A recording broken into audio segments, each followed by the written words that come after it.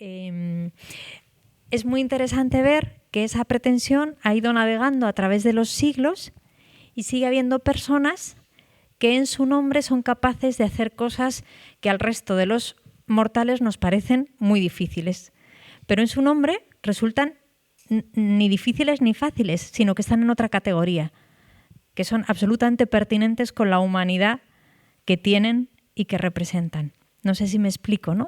Es como otra cosa. En su nombre, las cosas ya no es que sean difíciles, es que son la única vía para poder seguir viviendo. Por eso hemos traído a nuestro amigo José Aguilar. Os presento. José es abogado, fue guardia civil, viene de Pamplona solo para estar con vosotros esta hora. O sea, viene desde Pamplona, ha tenido que hacer ahí un hueco como ha podido y mañana sale a las 7 de la mañana desde Atocha, ¿no, José? 7:35. Por lo tanto, tiene verdaderamente, además de un corazón grande y mucha generosidad, mucho interés de este camino que hacemos nosotros en la universidad, que es un camino educativo. Y se educa con la presencia humana, ¿no? y con los testimonios. Está casado, tiene 5 hijos, que me decía que es lo mejor que le ha pasado en la vida, y tuvo un atentado de ETA hace, ¿cuánto? 35 años. Hace 35 años fue víctima de un atentado terrorista en una casa cuartel. Le hemos pedido que venga a contárnoslo. Ese momento y todo lo que nació, parece paradójico decir que de un mal tan grande pueda nacer algo tan bello como lo que nos va a contar. Y eso es lo que le pedimos que nos venga a contar. Y luego, cuando nos lo haya contado con toda paz, porque para eso ha venido, abrimos el diálogo, ¿os parece? Muchísimas gracias, José. Gracias a ti, Rocío. Qué presentación tan bonita. Gracias, gracias. Gracias, don Prudencio, por invitarme a venir a esta, la que ya considero mi casa. Ya he venido tantas veces que es mi casa. Me siento muy a gusto y, sobre todo, muchas gracias a vosotras y a vosotros por estar aquí y acompañarme, y espero que lo que voy a comentaros pueda ser de vuestro interés. Y me gustaría, sobre todo, que preguntarais, que os animarais a preguntar, porque mi experiencia es que en ese diálogo posterior, en esas preguntas, en esas inquietudes vuestras, es donde de verdad salen las cosas interesantes, mucho más interesante que mi relato en sí. Chicas, chicos, gracias por estar aquí y entramos en materia, ¿os parece? Bueno, hace 35 años, como decía Rocío, ves cómo soy muy malo con los nombres. Hace 35 años que yo tenía 26, o sea que ya tengo 61 años. Y era guardia civil, estaba trabajando en Alsasua. Alsasua es un pueblecito que está en el límite ya, en la frontera con Guipúzcoa, con el País Vasco. Es una zona de amplia influencia batasuna, de amplia influencia abertzale, ¿no? Pues serían como las 2:30 de la mañana, 2:30, las 3 de la mañana, y por una serie de circunstancias, yo no creo en las casualidades, pero sí que creo en las sincronicidades, ¿no? Y parece que todo se alineó ese día para que ocurriera lo que ocurrió. Las 2:30 de la mañana, yo estoy despierto. ¿Y sabéis por qué estaba despierto a las 2:30 de la mañana? No estaba jugando a la Play o viendo alguna serie, no. Estaba acabando de arreglar la casa donde vivía, porque al día siguiente me iba de vacaciones para casarme y ya volvía con la que iba a ser mi mujer, y entonces tenía que dejarlo aquello un poquito arreglado, ¿no? Para que esa impresión fuera buena, ¿no? Pues a las 2:30 de la mañana yo estaba todavía prácticamente de uniforme, porque había acabado de trabajar a las 10 de la noche, y oigo un zambombazo terrible. Y bueno, pues eso que en ese momento pues yo tenía muy claro que algo grave estaba pasando, ¿no? Salgo del piso que yo tenía, llego a la valla de protección del cuartel, Los cuarteles, allí en la zona del País Vasco, en la zona de Navarra, tienen unos amplios muros de protección, porque no es como aquí en Madrid, ¿no? Tienen sus vallas y porque han sido atacados muchas ocasiones y para evitar que eso ocurra, ¿no? Y estábamos siendo pues, atacados por un grupo de ETA que había preparado unos lanzagranadas contra el cuartel de la Guardia Civil de allí de Alsasua. En ese momento estábamos viviendo 42 guardias civiles y prácticamente pues, estábamos algunos solteros, pero la mayor parte con familia, con su esposa y sus hijos. Se produce un segundo lanzamiento de otra granada que sale de donde estaban preparadas y pues con esas sincronicidades que os decía, yo soy el único que sabe de dónde ha salido, que ve el resplandor de dónde ha salido. Entonces me acerco, decido ir al encuentro de aquello con idea de destruir lo que yo no sabía, si había una persona manejando aquellos aparatos o no, o eran contemporizadores, como luego resultó. Pero bueno, yo decido acercarme hasta allí con idea de destruir aquello y evitar que se produjera ningún daño en el cuartel. En el cuartel no, en las personas que habitaban en el cuartel. Hay una serie de eventos que luego os comentaré si queréis. La cuestión es que cuando ya estoy llegando al lugar donde estaban preparados los lanzagranadas, piso directamente una trampa bomba. En principio no sé lo que pasa, yo lo que siento es esa explosión, ¿no? Siento que me elevo del suelo y que vuelvo a caer y en ese momento no veo nada, solamente lucecitas de colores y no sabía qué es lo que había pasado exactamente, pero yo sabía que no podía ponerme en pie, ¿no? Tampoco sentí mucho dolor.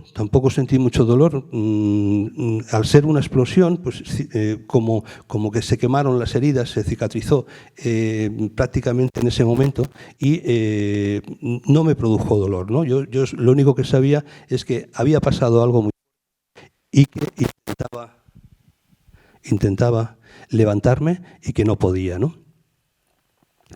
Eran las 2:30 de la mañana aproximadamente, ya había pasado pues eso, media hora o así, las 3 de la mañana, y yo tenía la seguridad de que esa explosión se había oído en el cuartel y esa explosión significaba que había más explosivos en la zona y tenía la seguridad, por experiencia, en que ninguno de mis compañeros iba a venir a buscarme, porque era de noche, y hasta que no fuera de día, con los perros detectores de explosivos, no iba a venir nadie a buscarme.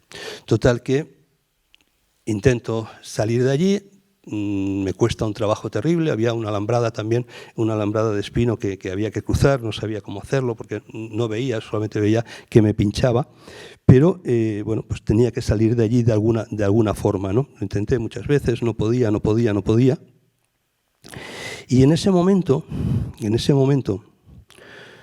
pues no me digáis por qué, porque lo he pensado muchas veces y no llego a ninguna conclusión, ¿no? Me puse a hablar con el de arriba y le dije que yo quería salir de allí, que yo quería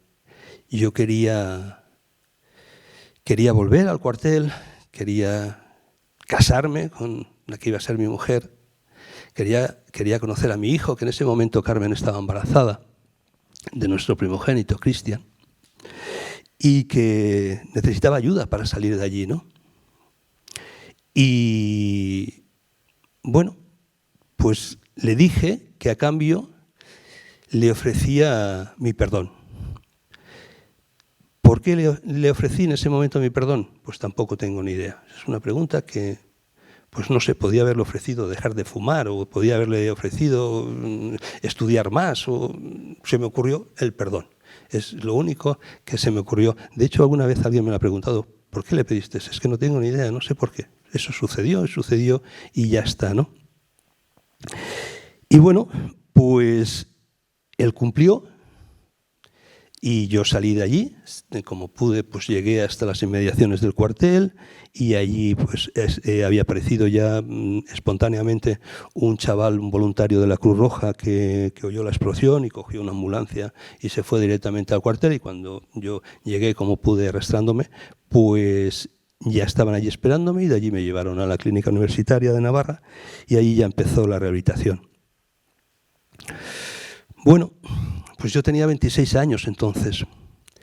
Tenía 26 años. A mí siempre me habían gustado mucho las motos. Desde los 14 años andaba en moto. En ese momento, allí en Alsasua, yo llegué de Castellón. De Castellón llegué a Navarra por pues un ascenso. Era el jefe del grupo de motos de todoterreno que se ocupaba de la protección de la naturaleza, lo que hoy se denomina Seprona. Entonces todavía no se llamaba así, entonces solamente éramos motos de todoterreno. Y nos dedicábamos, pues eso, 8 chavales jóvenes que nos gustaban muchísimo las motos, nos pagaban la gasolina, nos pagaban los repuestos, estábamos todo el día encima de la moto y estábamos muy a gusto.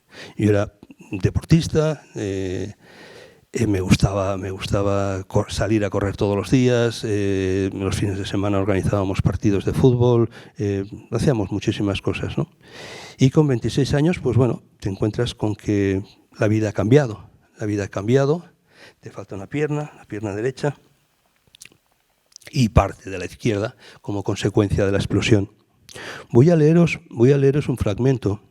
Si en algún momento sentís que el fragmento que os voy a leer es demasiado fuerte, levantad la mano y dejo de leerlo, porque me gustaría que lo leyerais. El atentado que yo sufrí fue en el 88, 2 años antes, en Ordizia, un pueblecito de Guipúzcoa, murió también un teniente y un guardia civil que prácticamente les pasó lo mismo que a mí, ¿no? Y he recuperado el testimonio que consta en el atestado que se elaboró como consecuencia del atentado, ¿no? Y ahí un testigo presencial relata cómo se produce el atentado que acaba con la vida del teniente Mateo. Es prácticamente en las mismas condiciones que las mías, ¿eh? Hay un ataque contra el cuartel, sale el teniente con varios guardias civiles y uno de ellos resulta muerto igual que él, ¿no? Y el teniente Mateo pisa directamente una trampa bomba. ¿Me permitís que os lea? ¿Parece bien?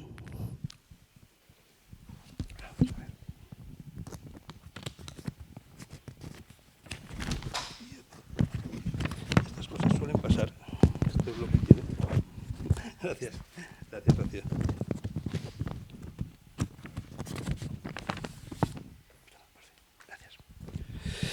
Vamos a ver, el atentado ocurre concretamente en Arechavaleta, un pueblecito de Guipúzcoa.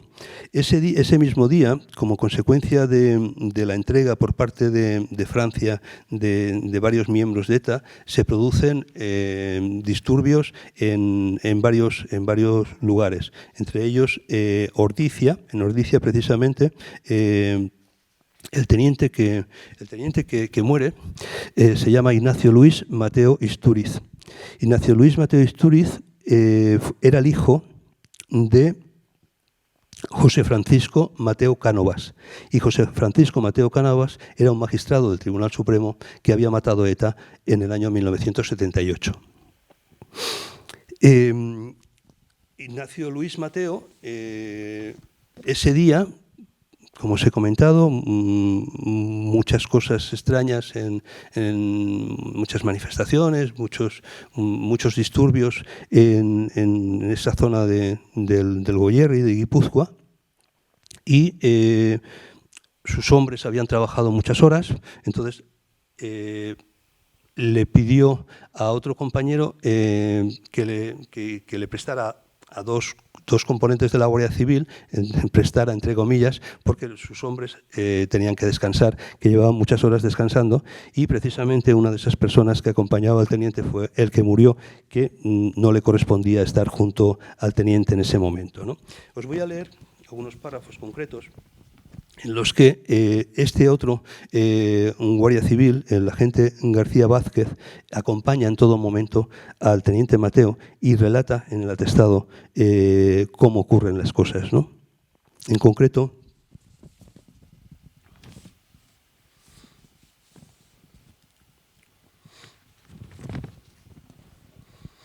dice, el teniente Mateo, junto con los agentes García y González, regresó al monte para hacer unas fotografías para su posterior estudio, el monte donde habían localizado esas granadas contra el cuartel de la Guardia Civil de Astigarraga. En ese momento, el sargento Vacas y algunos guardias civiles les increparon para que no subieran todos, ya que era muy peligroso. El teniente Mateo, rodilla en tierra, se puso a realizar fotos en dirección a los tubos para su posterior estudio. Revilla estaba detrás de pie con el fusil en la mano. Instantes después, cerca de las 9 de la mañana, se produjo una fuerte explosión.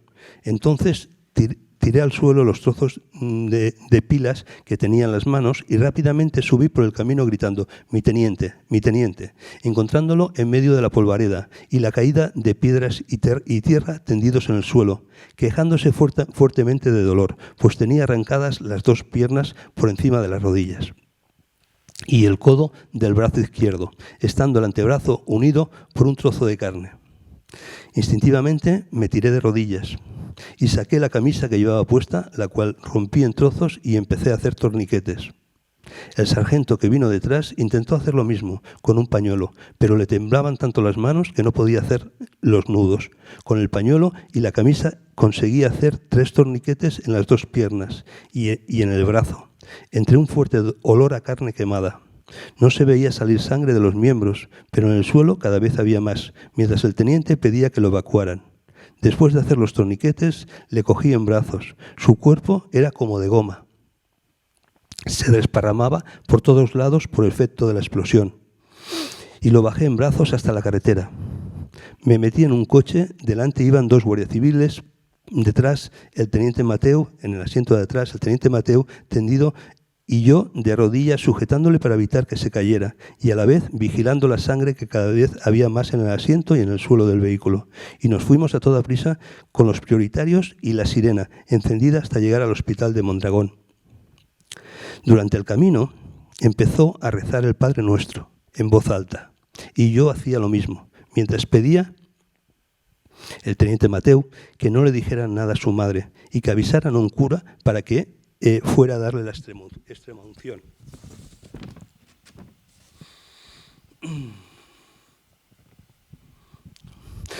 El teniente Mateo, ya en el hospital, me dijo que avisara a su hermano Jaime, el inspector de Hacienda, que actualmente es un senador del Partido Popular, que se encontraba en un camping, pero que a su madre no le avisaran, ya que su padre también había sido asesinado por ETA y el disgusto la mataría. Llegando a Vitoria, el teniente Mateo empezó a cerrar los ojos. Yo le decía que parpadeara, que parpadeara.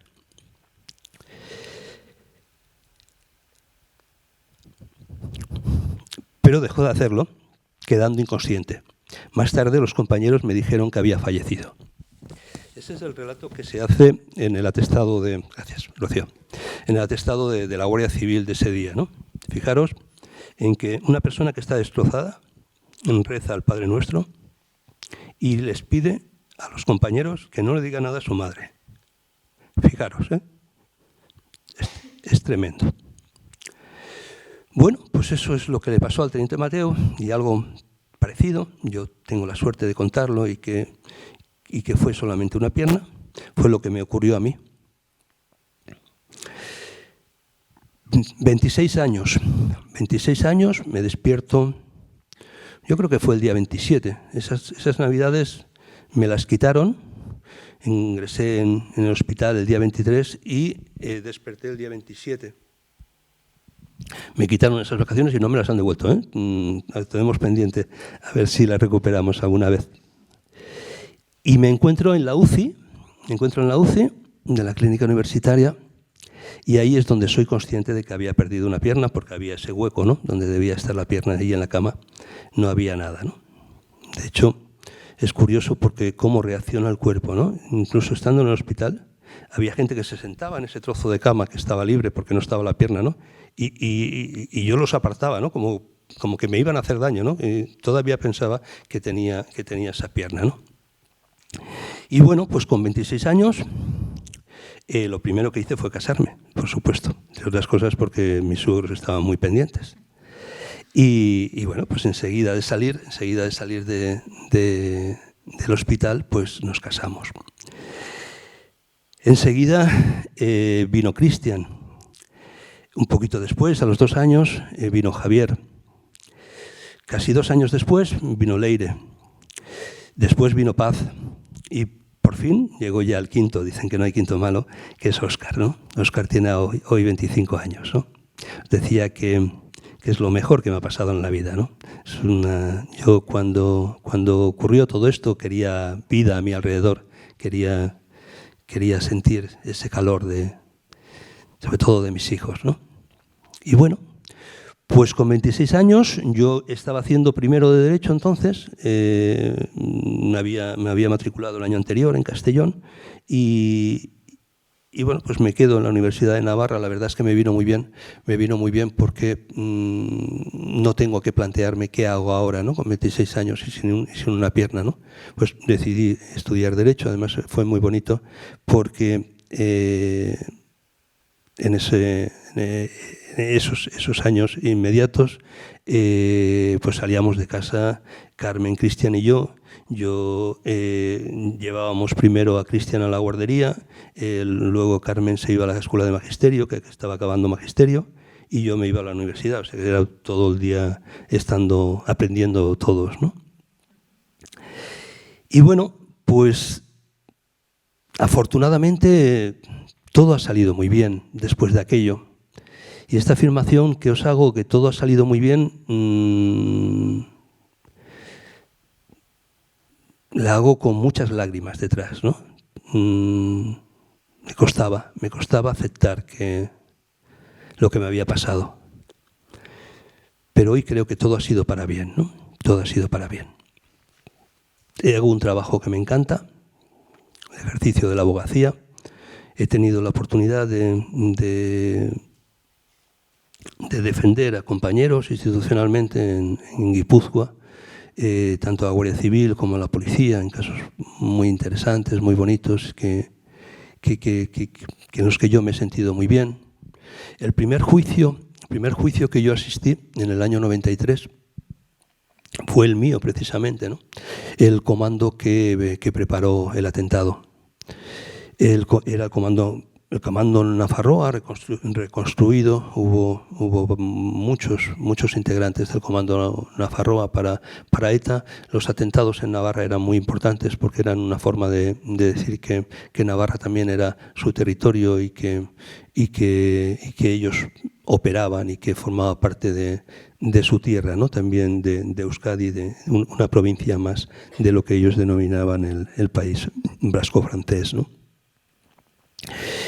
Y bueno, el día del juicio fue muy bonito para mí fue muy bonito, ¿no? Porque yo estaba con la toga ya como abogado,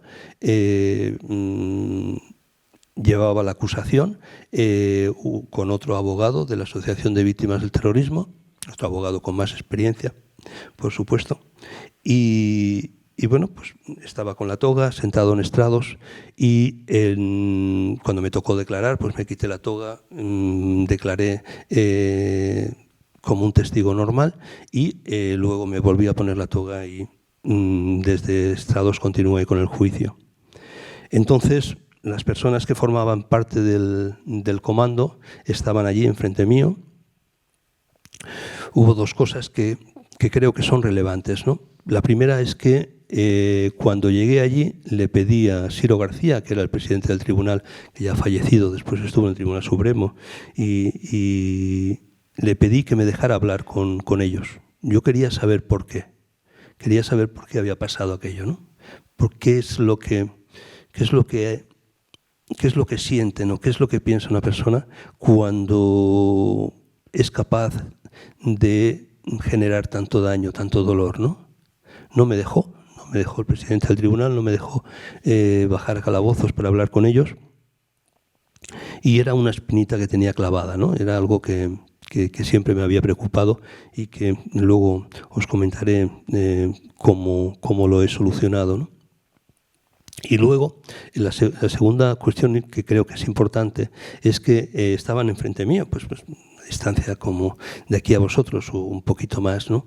Y yo intenté mirarles a la cara constantemente, ¿no? Constantemente quise mirarles a los ojos y que me mantuvieran esa mirada, y no lo hicieron nunca. Nunca. Cuando ellos eran conscientes de que yo los estaba mirando, bajaban la mirada, ¿no? No sé qué significa o qué pudo significar en ese momento, pero es un hecho. Pues bien, os hablo un poco del perdón. Os hablo un poco del perdón, si me dejáis. Yo no soy mejor persona que otra. Yo me enfado cuando alguien me adelanta mal o me hace frenar en el coche o me quita el aparcamiento. Me enfado muchísimo. Cuando pasa cualquier cosa me enfado y tengo mi genio y mis hijos os pueden contar muchas y variadas. Pero yo en ese momento sentí que tenía que participar en esa conversación con el jefe de esa manera. Y he intentado ser coherente con eso durante toda mi vida, ¿no? Y algo también muy importante es que yo no quería que ninguno de mis 5 hijos creciera con esa rabia, con ese dolor, con ese ánimo de venganza que sería perfectamente posible, ¿no? Yo cuando ellos ya tenían, yo consideraba que tenían edad de decirlo, pues yo les contaba lo que había pasado e intentaba hacerlo pues desde un lado sin ningún tipo de rencor, ni de odio, ni de venganza, ¿no? Y yo creo que eso lo he conseguido y podemos hablar con normalidad en casa de ETA y de todo lo que pasa sin ningún ánimo de odio, ¿no? Eso para mí ha sido y es muy importante. Y eso también me ha llevado a participar en un grupo que organiza el Gobierno de Navarra de víctimas educadoras. El nombre es feísimo, no me gusta nada ese nombre, ¿no? Pero no consigo que lo cambien. No hemos encontrado otro todavía, ¿no? Entonces lo que hacemos, somos un grupo de 11 personas que de alguna forma hemos resultado afectados por el terrorismo, ¿no? Hay personas que han perdido un hermano, personas que han perdido a sus padres, personas que han perdido hijos, heridos como yo. Y lo que hacemos es ir a los institutos, a los colegios y a las universidades, a las facultades que nos lo piden y explicar nuestra vivencia tal y como estoy haciéndolo yo aquí en este momento, ¿no? Desde ese lado del no odio, del no rencor, ¿no? Y la verdad es que es muy gratificante. Estar con juventud como vosotros es maravilloso. Es maravilloso. Y lo estoy empezando a echar de menos ya, ¿eh? Sí, ya se está creando una distancia importante. Y yo creo que estos encuentros, por eso nunca le digo que no a Rocío, ni cuando me dice que venga, le digo que sí, porque para mí es sanador, ¿no? Para mí es sanador estos encuentros. No es fácil hablar de esto. No es fácil hablar de esto y unas noches antes y unas noches después lo paso mal, ¿no? Lo paso mal, no es fácil recordar lo que pasó y cómo lo vives y demás, pero yo creo que es sanador, es algo que me ayuda a sentirme mejor, ¿no? Y luego ya, no sé cómo vamos de tiempo, no sé, luego ya de los últimos encuentros que he tenido, la última experiencia que marcada dentro de este contexto fue hace año y medio, a través de unos amigos comunes, conocí a Esther y a Xavi. Esther es profesora, es la directora del grado de criminología de la universidad y una gran amiga de don Prudencio y mía. Y Esther y Xavi y otro grupo de compañeros son primero unas grandes personas y después unos grandes mediadores y facilitadores. En el año, yo creo que fue a primeros de este siglo, se empezó a hacer una serie de encuentros entre victimarios, perpetradores, condenados por ETA, llamarlos como queráis, y víctimas de esos atentados, ¿no? Con eso fue con lo que yo me quité la espina de poder hablar con una persona que había pertenecido a ETA y que estaba cumpliendo su pena en prisión. Y me animaron a que participara en un encuentro con una persona que no puedo revelaros quién es, porque en estos encuentros es muy importante la prudencia y que no se aireen los datos por muchas circunstancias.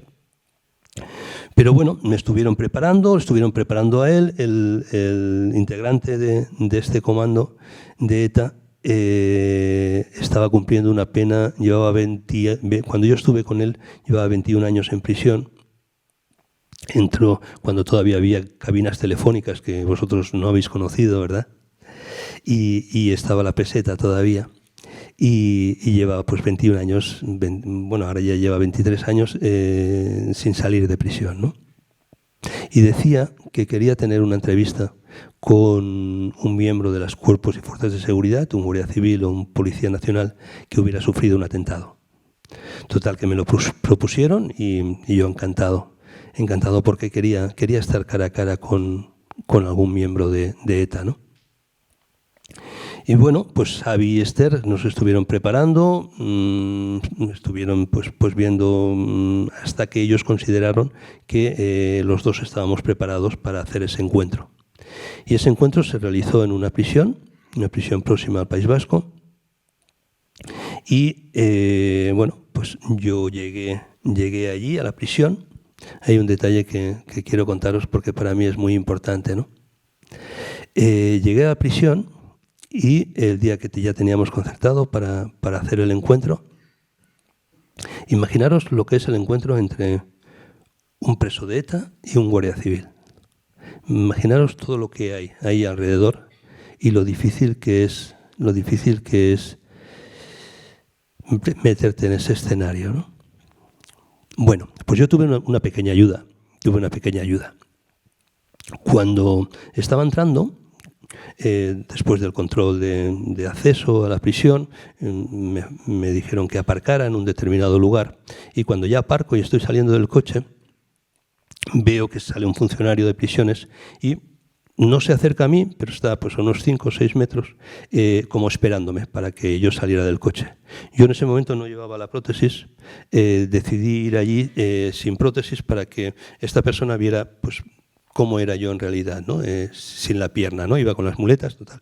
Me costó un poquito más salir del coche y este hombre estaba allí, ¿no?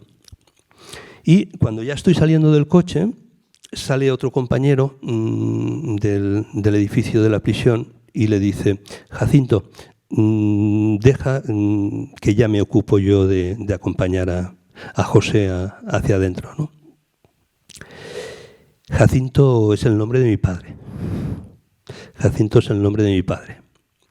Mi padre sufrió muchísimo con el atentado. Él era guardia civil, él me animó y estaba muy contento y muy orgulloso de que yo fuera guardia civil. Y cuando se produjo el atentado sufrió muchísimo.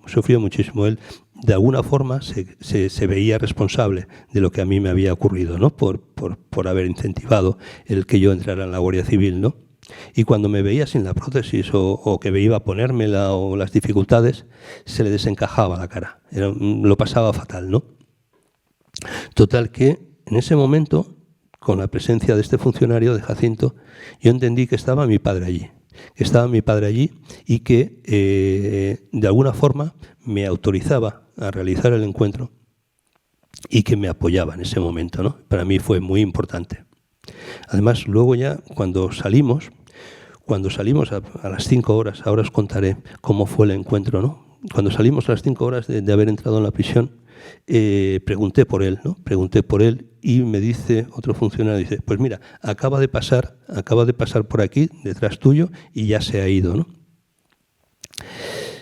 Para mí, mi padre estuvo desde el principio, autorizó y me acompañó durante todo el encuentro con esta persona.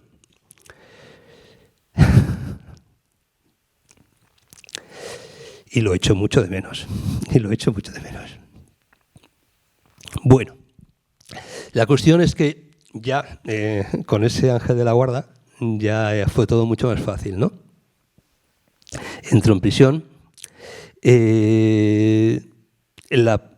Pues nadie había caído en la cuenta de que a mí me faltaba una pierna y que podía entrar sin la prótesis y que podía tener dificultades, y el escenario que habían decidido donde hacer la reunión era en un primer piso. Total, que subo al primer piso con las muletas, sin ascensor. Las prisiones no tienen ascensor normalmente porque lleva mucho tiempo. Esta era bastante vieja y no tenía ascensor, ¿no?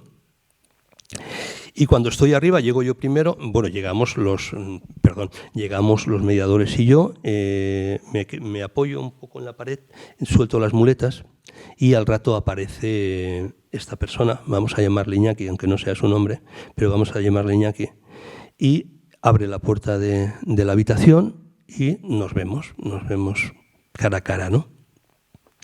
Hubo un momento de titubeo, yo seguía con la pared, apoyado en la pared, y él como que no dudaba si entrar hacia mí, si no entrar, y se quedó allí un poco retrasado, ¿no? Pero tras un ratito vino hacia mí a saludarme, ¿no? Vino a saludarme y cuando estaba próximo a mí adelantó la mano con intención de saludarme y ofrecerme la mano.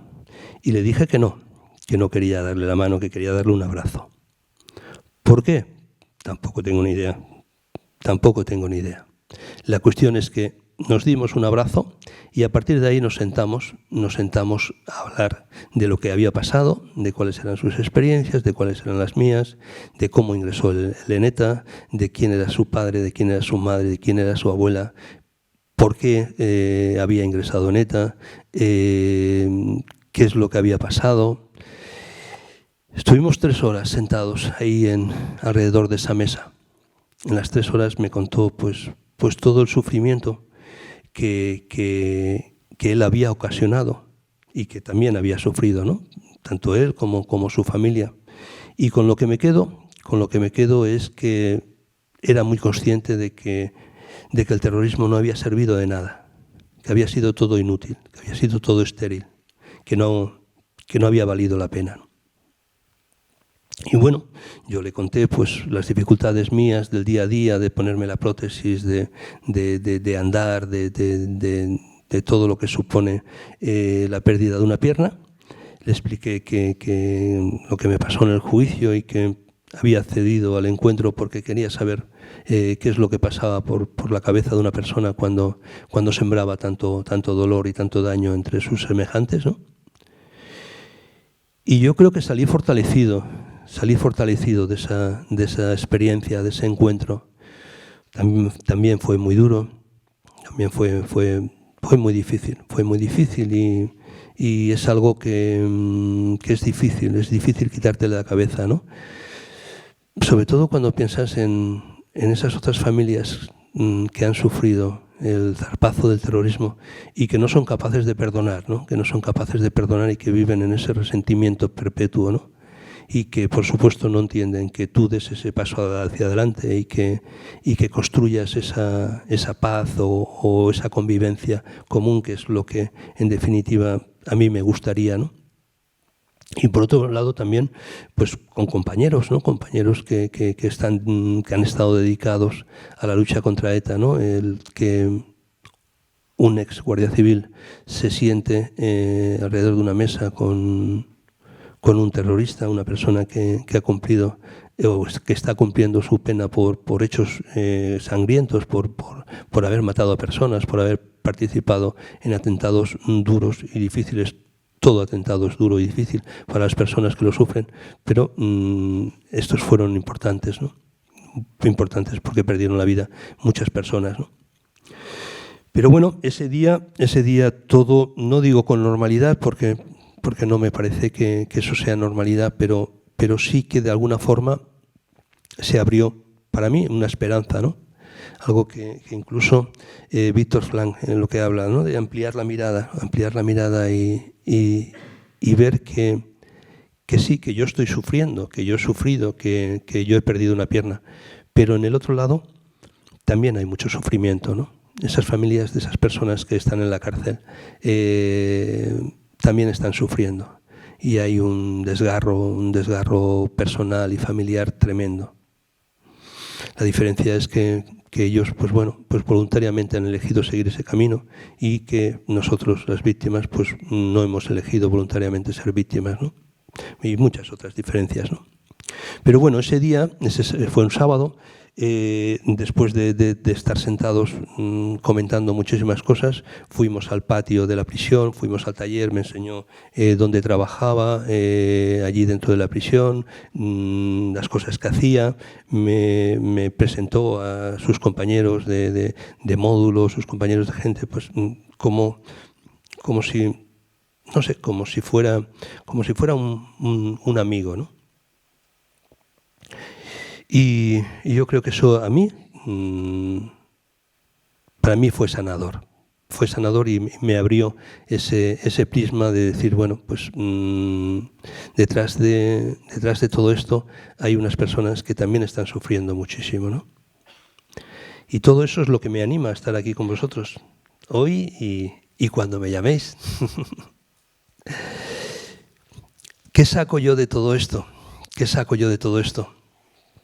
Pues algo que para mí es muy importante, que es deciros que cuando de verdad queréis algo, que cuando de verdad buscas conseguir algo, hacer una meta, lo que te propongas, si de verdad lo quieres, lo vas a conseguir.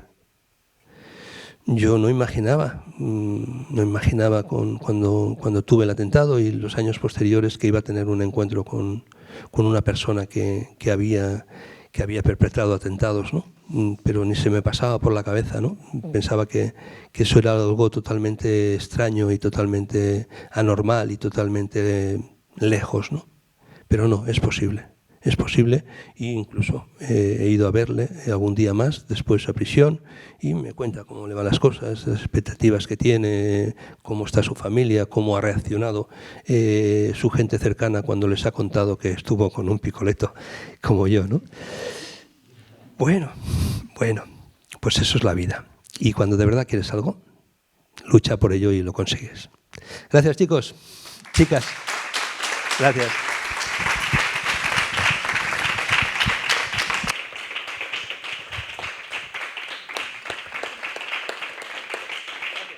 Yo empiezo, ahora os paso, y para enlazar con lo anterior, para enlazar con las preguntas que te van a hacer ahora, que son las interesantes, yo tengo una pregunta, la tengo desde hace semanas, desde que te conozco, José, que es, hay un momento que a mí me parece Antiguo Testamento, que me encanta, un momento de alianza con Dios, concreto, podrías decir la hora y el día que sucede, en el que tú le entregas tu perdón y él te entrega la vida, ¿no? Pero esas alianzas, o así las entiendo yo, como sucede en la vida, hay que hacerlas vida cada día. O sea, igual que en la alianza matrimonial, ¿no? Uno dice que sí un día concreto, vestido de una manera concreta, y eso en cada día se vuelve a renovar, se actualiza. Igual que pasa con tantas cosas en la vida. ¿Cómo actualizas? Si es que tú actualizas ese momento, ese diálogo con el jefe que dices tú, si es que lo actualizas con este Jesús que hemos visto nosotros, cada día desde entonces, desde tus 26 años, para llegar a poder dar un abrazo, aunque tú dices, no lo sé, bueno, las grandes cosas en la vida no sabemos muy bien por qué no suceden, pero suceden porque también hay una historia, ¿no? Una historia de alianza que tú vas actualizando.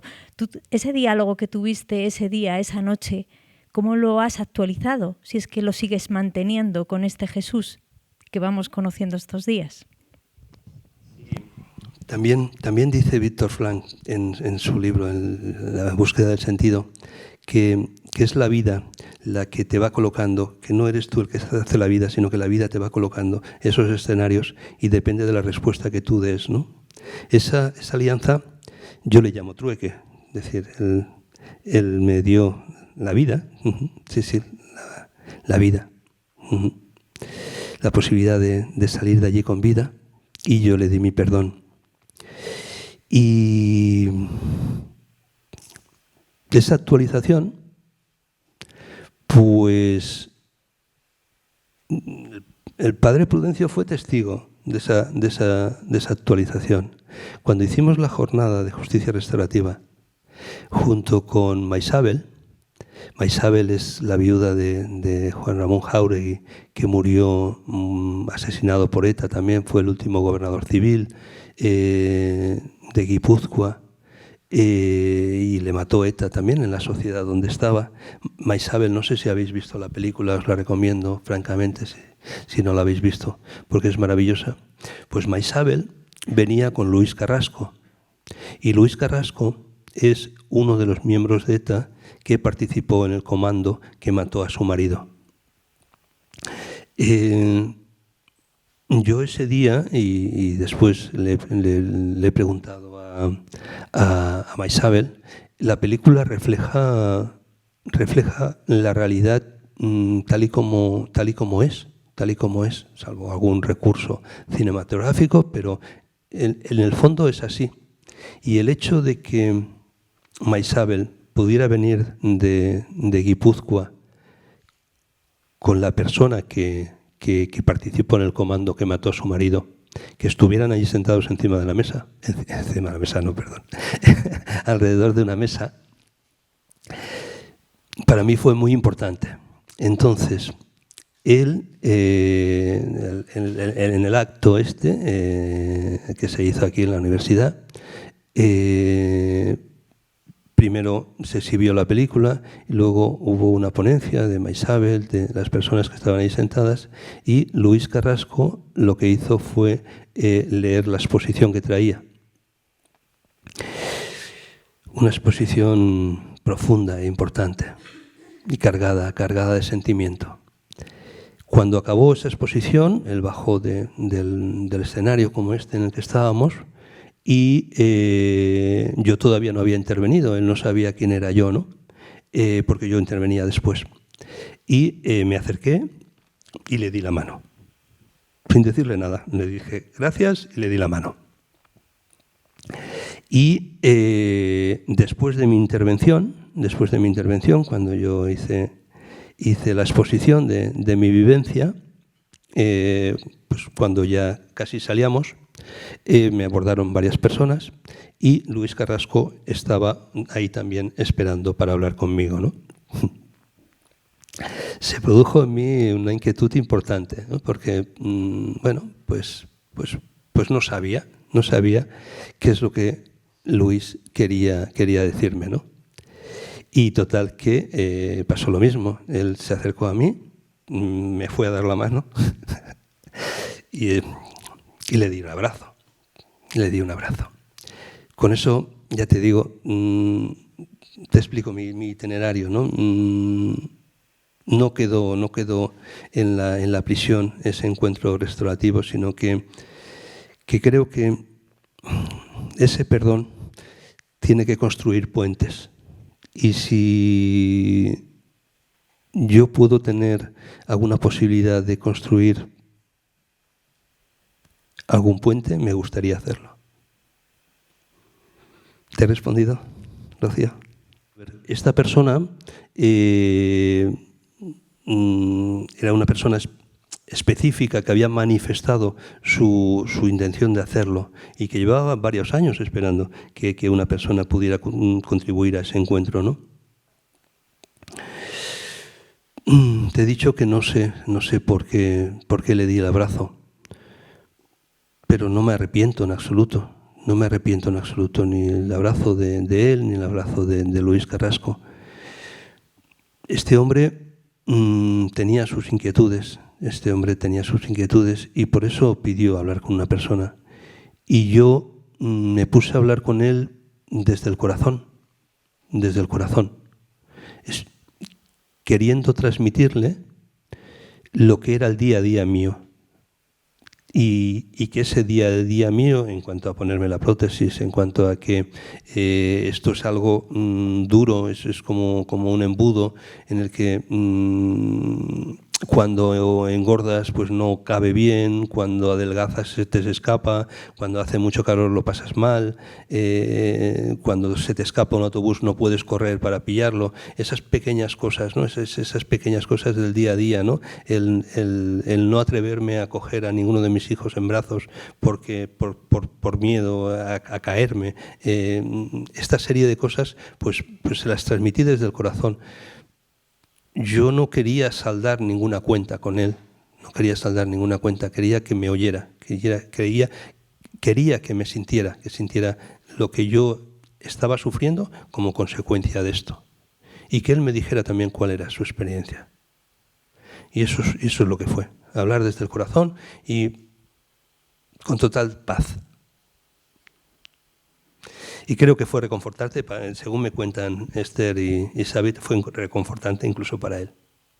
No tenía una vida espiritual especialmente intensa, no. En ese momento solamente estábamos él y yo, y no se esperaba nadie más.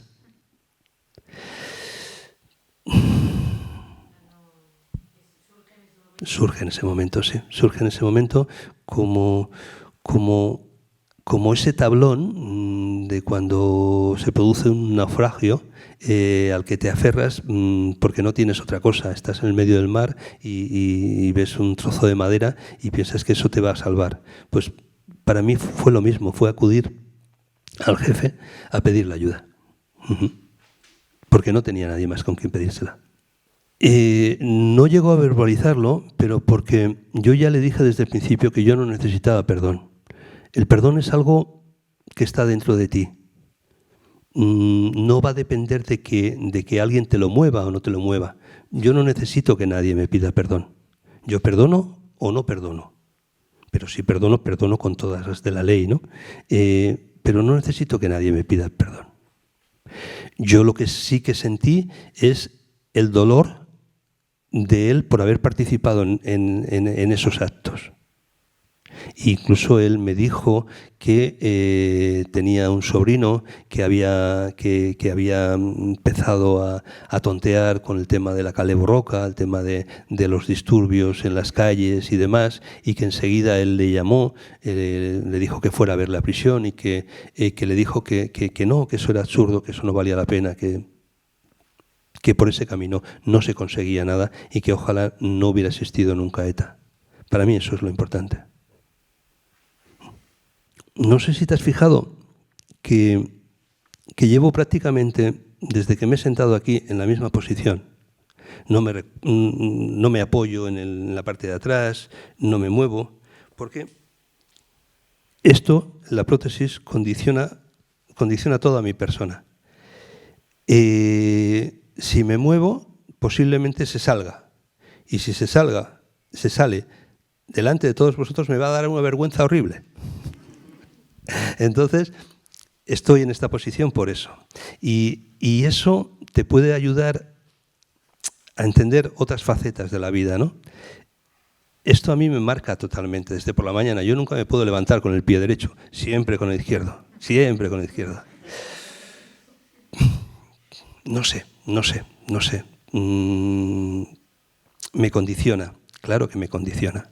Me condiciona toda mi vida. Le decía a Fernando, el señor que me ha traído desde Atocha hasta aquí,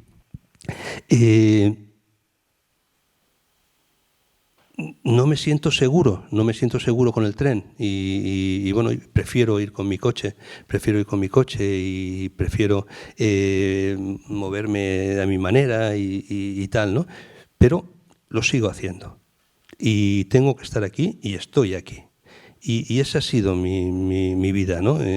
Yo no me fui de Navarra porque dije, el día que quiera irme de Navarra me voy yo solo, no necesito que nadie me eche. Esa ha sido mi vida, ¿no? Esa ha sido mi vida. Y por eso os decía también antes que si queréis algo de verdad, lo podéis conseguir. Solamente hace falta tenerlo.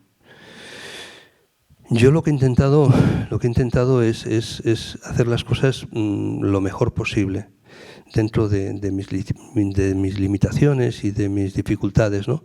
Pero hacer las cosas lo mejor posible y bueno, ahí estoy.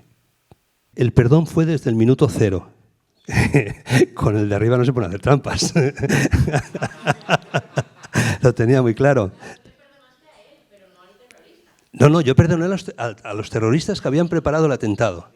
No, a él no tenía por qué. No.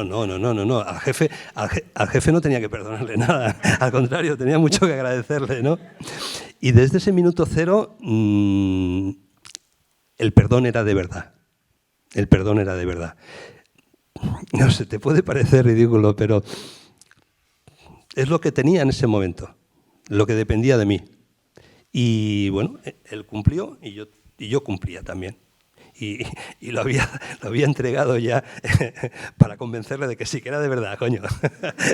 Que no iba de broma, ¿no? Que no me iba a arrepentir. Y eso pues bueno, pues me ha condicionado, claro que me ha condicionado la vida. Yo durante 10 años fui el delegado de la Asociación de Víctimas del Terrorismo en Navarra y conocí a muchas personas que quizá no habían pasado por ese proceso y yo lo respeto. Yo entiendo que, y esto enlaza también con la segunda de tus preguntas, ¿no?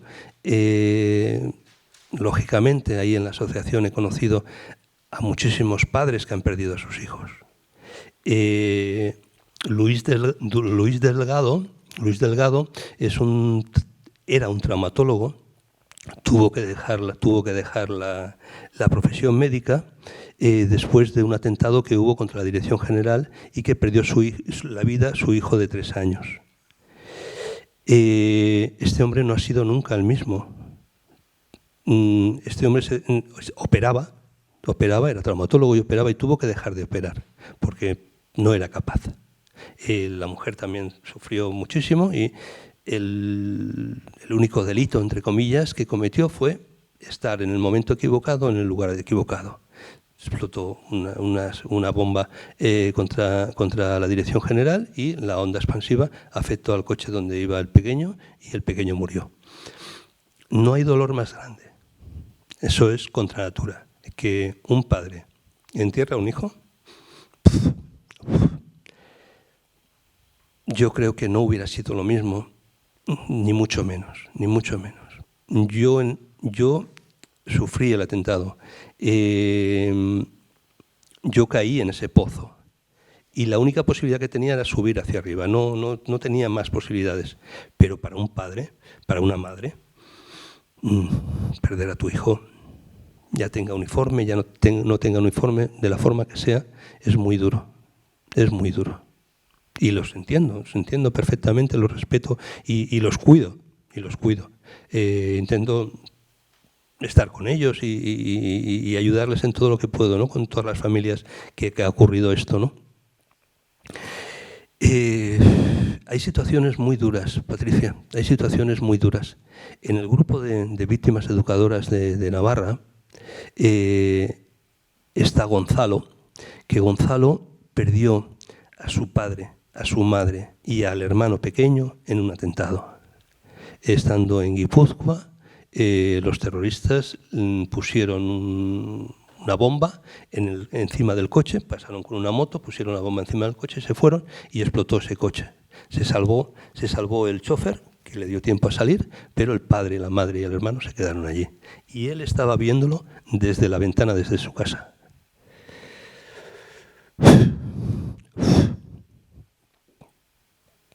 Eso es muy duro.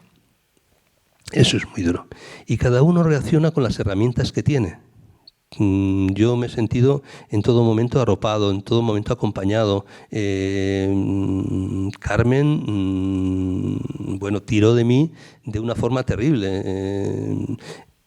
El atentado fue el 23 de diciembre. Pues el día 14 de febrero, día de San Valentín, salimos de la clínica, casi nos escapamos porque quería que nos fuéramos a cenar por ahí. He tenido mucha suerte.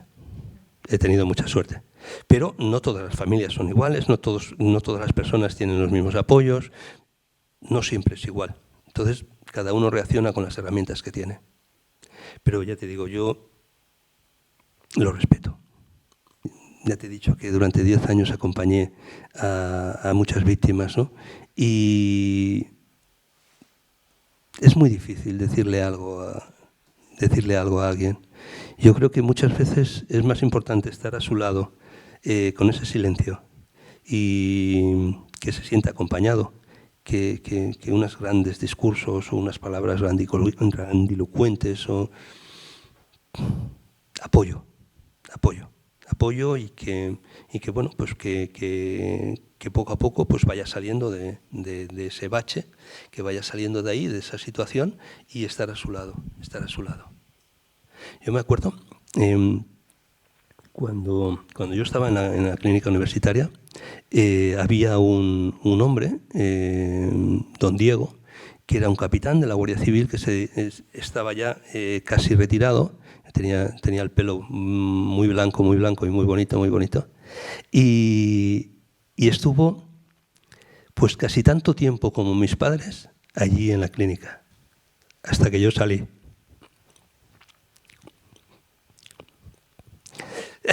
Siempre me emociono cuando lo recuerdo, ¿no? Porque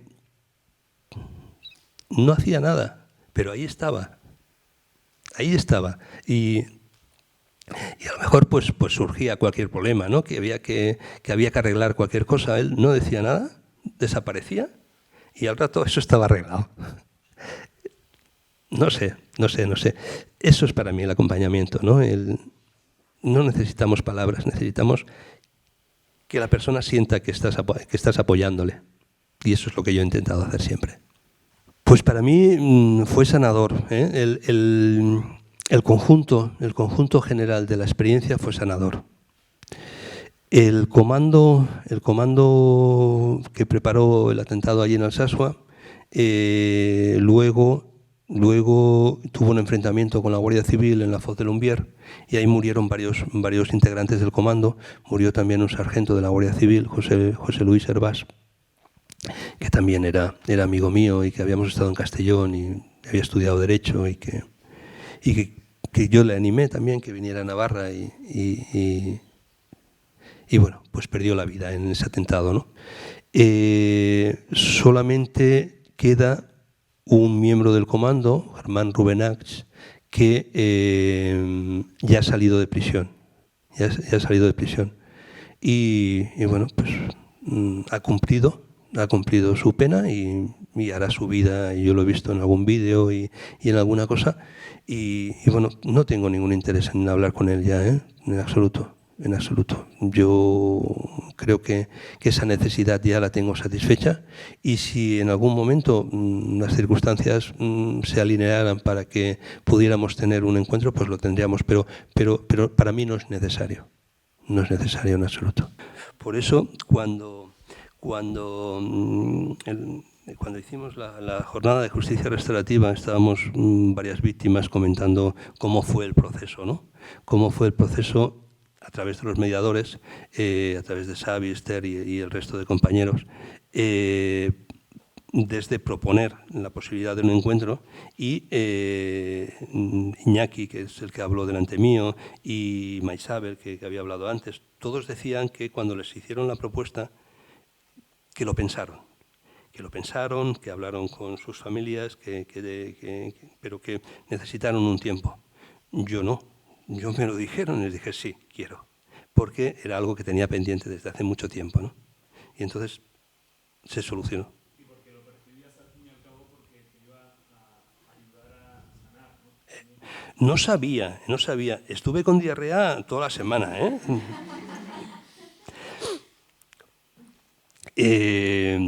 No es fácil, Nacho. Ni es fácil contarlo aquí, ni es fácil esa experiencia, ¿no? Igual que le di un abrazo, le podía haber dado un bofetón o otra cosa si no estuviera el padre Prudencio aquí, os diría. Igual. Pues no sé, hay cosas que yo quizás no tengo respuesta, ¿no? Pero son así. Le di un abrazo y a partir de ahí todo fue de una forma fluida, ¿no?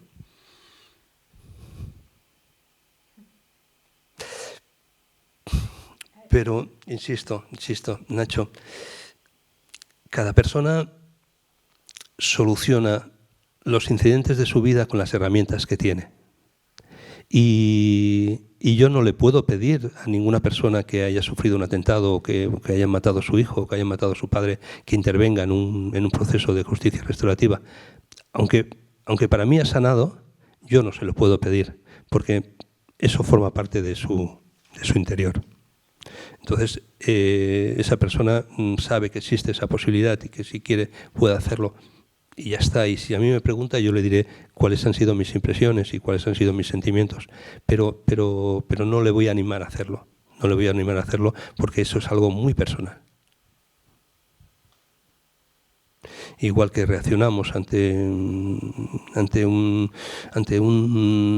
bronca en una discoteca o lo que sea, pues uno puede reaccionar apaciguando, pidiendo disculpas y dándose media vuelta, y el otro puede enfrascarse en una pelea. Yo te aconsejo que no. Yo te aconsejo que no, que pongas paz y que pongas distancia y que evites cualquier tipo de pelea, ¿no? Yo el trueque lo hice con él. Allí no había nadie más y no podía hacerlo con nadie más.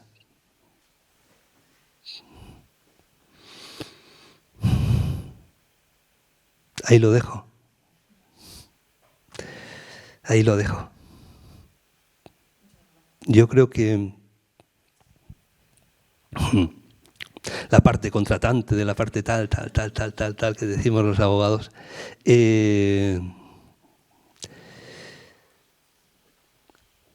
no hubiera tenido sentido si no era con él. Yo me metí en la Guardia Civil por esa vocación de servicio, de ayuda a los demás, ¿no? Eso es lo que a mí me llamó la atención dentro de la Guardia Civil, ¿no? Estando en Alsasua, para mí era una satisfacción. De Alsasua a Pamplona hay unos 40 kilómetros y entonces, en los años 80, nevaba mucho.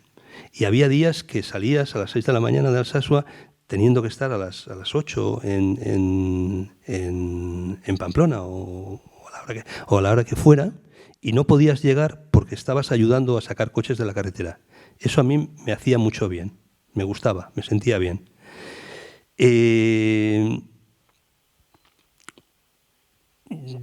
Yo no era especialmente gamberro, no sé, pero era normalito. Yo me peleaba por los cromos con los amigos y teníamos nuestras broncas y ya te digo, no creo que fuera mala persona, pero no me definía especialmente el perdón, ¿no? Había otras cosas que están un poquito más alejadas que me definían mucho más, ¿no?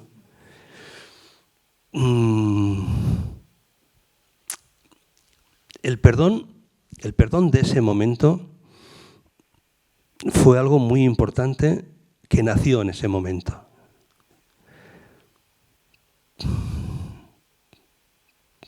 No estaba previsto, no estaba en el guión, no había pensado nunca, oye, si alguna vez me pasa voy a hablar. No.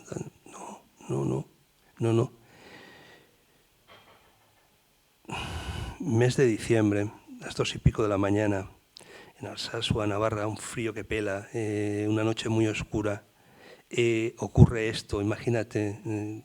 Os he traído la lectura que sé que te ha emocionado muchísimo y te lo agradezco, Beatriz. Para que vierais cómo vive alguien desde fuera lo que le pasa a una persona que le pasa algo parecido, ¿no?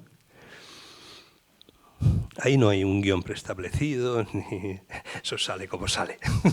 Eso sale como sale. Yo le ofrecí el perdón hacia las personas que habían preparado el atentado. Esa actualización, por decirlo de alguna forma, se ha extendido a otras personas que no participaron en ese atentado, de lo cual estoy muy orgulloso, aunque todavía no soy capaz de explicárselo a mis compañeros de la Guardia Civil. Pero eso fue y eso sucedió y Y la verdad es que fue algo maravilloso. Pero no estaba preparado. Ya te digo, es muy distinto cuando lo sufres tú que cuando estás al lado padeciéndolo, ¿no? Yo tenía que salir de allí, esa noche tenía que salir de allí y utilizar todos los recursos que tenía. Y ese era mi gran recurso. No sé, han pasado muchas cosas y yo tengo la sensación de que he tenido una vida muy vivida, ¿no? Que soy muy afortunado de haber vivido todo lo que he vivido, ¿no? Y estoy muy tranquilo en ese sentido, ¿no? Y que el día que me vaya lo voy a hacer con toda la paz del mundo, ¿no? No sé. Cuando ocurrió el atentado, los días inmediatos, que venía mucha gente a verme, yo estaba dolorido, estaba con muchas vendas, estaba fastidiado, estaba muy fastidiado. Pero cuando venían los compañeros a verme, o venían personas a verme, tenía una sonrisa de oreja a oreja. Y además, ya es que al final me hacía gracia, ¿no? Porque llegaban las personas, los que venían de fuera, venían con unas caras largas, tremendas, y se iban sonriendo. Y eso era el valor para mí. Pero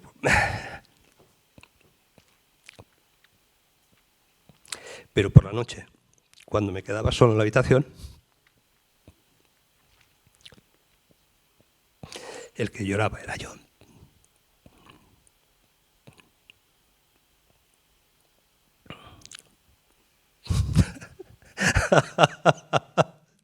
Mis hijos me han conocido todos sin pierna. Es decir, para ellos su papá no tenía pierna, no tenía una de las piernas, ¿no? Entonces ha sido algo natural. Ha sido algo natural. Es distinto si hubieran vivido cuando yo tenía las dos piernas. Pero ellos siempre han tomado eso como algo natural. Entonces, cuando yo consideraba que siempre era tarde, porque siempre alguno ya le había dicho, a papá le pasó esto, tal. Pero teníamos esa conversación y le explicaba lo que había pasado y intentaba hacerlo con naturalidad y con normalidad. Para mí no era fácil ir a la playa. Ir a la playa pues supone ir en bañador y que sobre todo los niños pequeños se quedan mirando con una cara, esa cara natural, pero con un significado que te ves allí como si fueras un monstruo, ¿no? Y hasta que superas eso, pues bueno, pues cuesta, ¿no? Yo recuerdo que lo que hacía los primeros días que iba a la playa era, con las muletas, recorrerme la playa de punta a punta. Es decir, ya me ha visto todo el mundo. Ya no hay nadie que no me haya visto.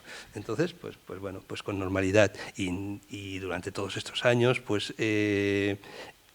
me gustaban mucho las motos. Luego, pues ya no podía llevar una moto, pero sí que podía llevar un quad con las 4 ruedas. Entonces, pues mis hijos me han visto mucha actividad y ir a la piscina, ir a la playa, hacer muchas cosas juntos. Y bueno, pues han visto que bueno, pues tampoco había tanto problema, ¿no? Porque su papá no tenía una pierna, ¿no? Yo les explico que hay un grupo de personas que tienen unas ideas políticas y que quieren defender esas ideas políticas haciendo daño a los demás. Y les explico que para mí esa no es la forma de defender ninguna idea y que esa no es la forma de hacer las cosas, ¿no? Aparte de muchas otras cosas. Entonces, a medida que ellos van preguntando, una vez que ya les he hecho esa explicación, a medida que van preguntando, pues cada uno tiene sus propias inquietudes y llegamos a ellas, ¿no?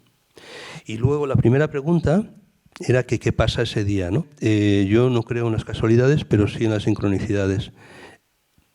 Había acabado de trabajar a las 10 de la noche. Había un compañero que tenía que haber venido a la boda, pero no podía venir y entonces se empeñó en que me fuera a cenar a su casa. Llegamos a cenar a su casa, él también había trabajado hasta las 10 de la noche, llegamos a cenar a su casa, su mujer se había enfadado con él la mañana anterior y no había preparado cena. Total, que nos ponemos nosotros a preparar la cena. Se nos hicieron las tantas, allí cenando. Me voy a casa. Al día siguiente yo empezaba a trabajar a las 6 de la mañana, terminaba a las 2 y ya me iba de vacaciones. No era normal que a las 2:30 de la mañana estuviera despierto. Pues estaba despierto arreglando la casa. Estoy despierto y estoy con el medio uniforme puesto. Llevaba las botas, llevaba el pantalón, llevaba una camisa. Salgo corriendo, me doy cuenta de que es una agresión contra el cuartel, paso por la oficina, no había cogido las llaves como era normal, le pego una patada a la puerta y cojo mi arma reglamentaria, ¿no? Salgo al exterior. Yo era... Perdonadme que me ría, pero yo era el que en las fiestas de los pueblos, los alcaldes ponían la ikurriña, que entonces no estaba legalizada, cerraban el cuartel y se iban. Entonces era yo el que subía a los balcones de los ayuntamientos a quitar las ikurriñas. Estaba ágil, estaba fuerte, estaba bien. Y ese día subí hasta los depósitos de agua que había delante del cuartel, y estando allí subido en los depósitos de agua es cuando veo el resplandor. Creo que fui el único que lo vio. Seguimos con las sincronicidades. Me voy para allá. Le digo a un compañero que vaya por delante y otro que vaya por detrás. No me hace ninguno de los dos casos. Se da la vuelta. Se da la vuelta. Eso me enteré yo cuando volví. Cuando volví en sí, cuando ya estoy en la clínica, ¿no? No hubo posibilidad de hacer otra cosa.